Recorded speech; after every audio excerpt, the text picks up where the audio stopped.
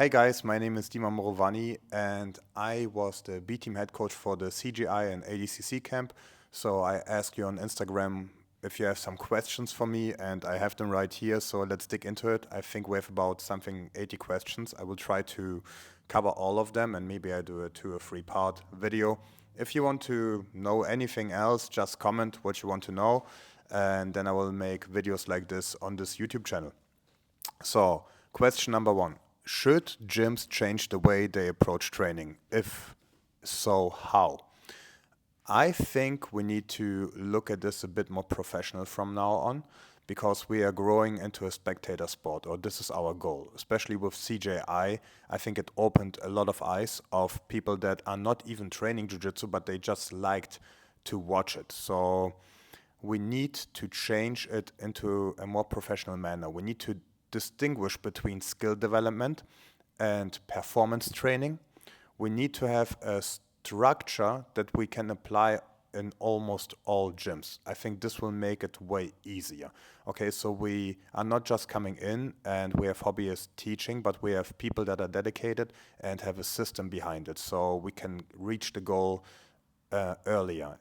Basically like universities, but we need to look at it more from also a performance aspect. So universities give you skill, but not much performance.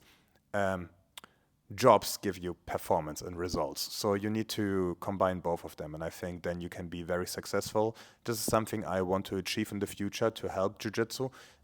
We have a lot of great instructors that have great technique, but I believe technique is limited. It's only for individuals, like certain techniques. So you need to understand the concepts. And with great concepts, you will have great technique. And you also need to understand how to structure things, how to bring people to their goal. And yeah, I think that's about it. I have my methods. If you want to look at them, just check out my Patreon.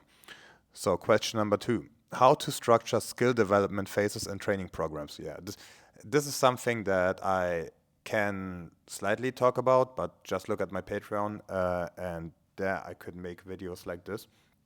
So in BTeam we did a performance camp where we definitely want to build some skills, but not many. It's like maybe 5 to 10%. We want to use the skills that we already have. But I saw some holes in some people and they needed to be filled. So I tried to also do a little bit of skill development, but only a little. Okay. And the second phase that I want to do at BTeam, or that I advise people to know how to do it, is skill development. So you add new skills and preferably skills that you develop that nobody else really digged into a lot. And yes, so find systems like this and then you can do skill development. You want to do it in a low heart rate because new skills, you need to think about them to learn them. If you can't think, acquiring new skills will be very difficult. Okay, CJI analyses. Yeah. If you guys want to see some matches that I should analyze, I will probably release some on YouTube for free for you guys, but most of them will be on my Patreon. You can also just subscribe to my Patreon for free. I think I will do it for free so everybody can see it. So comment which match you want to see the most. And the one with the most likes, I will do completely for free. And then we can look into it, what the people could do better, what they do amazing, how the rule set changes things and stuff. I have problems finding motivation to train after injuries. Any tips? This is a hard one because I don't have too many informations about you, but understand that if you don't have any motivation to train, why are you training in the first place? What are your goals? What is the way that you told yourself you want to live? And if the questions are, or the answers to the questions are that you want to do jiu-jitsu, that you want to pursue it, then I would don't think about motivation too much and think more about discipline. But if you have no motivation for longer than 2 to 3 months, even if you're doing it, or 5 months, 6 months, like give it a bit of time, maybe it's not the right thing for you because usually, even if people say I'm not motivated, I'm disciplined, they have some motivation, like at least once a couple of months. So think about this. Let's dig into the next question. What does a typical camp consist of in the build up to a tournament? How long before do you start? I believe if it's an important tournament, you should do a 10-week camp. 12 weeks is a bit too rough, in my opinion, because you want to peak, right? So in order to peak, you want to have a very intense camp. It should get more intense week by week, and the volume should drop down week by week, or be the same depending on the goals, the rule sets and stuff. And yeah, you need deload weeks, in my opinions. And this is also what we did. If the camp is longer, I would also do 2 deload weeks. And the more technical your guys are, the, how can I say it? Like, maybe I would give them a longer camp to perform. Because if they are more performance oriented, they don't need a 15-week camp. But if you build solid skills in the techniques for a long period of time, maybe you should have a bit of a longer camp. But I'm a big fan of, let's say, the 70-30 or 60-40 rule with skills and performance.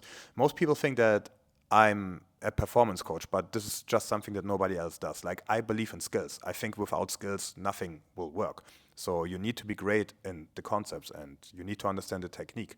The more you do it, the more of a complete person you will be. And especially if you're an athlete, like, athletes have such an easy time to understand the concepts and apply them, okay? Or let's say apply them, because understanding it, if you're a nerd, is probably easier. But because you're an athlete, you can actually show them to the world, even if you're not the best at the skill. And this is why it's easier in performance camps to work with people like Nicky Rod, Jay Rod, Owen Jones, that are born athletes, okay? But in skill development, and especially where you explore new territories, and you can only do it in a team together, like, it's not a one-man show, you need a whole team for it. And but I, as a coach, has to be responsible. I need to understand what we need to work on, who needs to work on what, and I need to also work with them on it, because I need to be a leader, and I need to understand the techniques, and I need to show them the techniques if they don't understand it, or at least show them someone that can. We are lucky that we have people like Joseph that are completely amazing in techniques. I believe he's one of the best technicians in the world right now. So we're very, very blessed with the room. And yeah, I think I answered the question already, and I got carried away a little bit.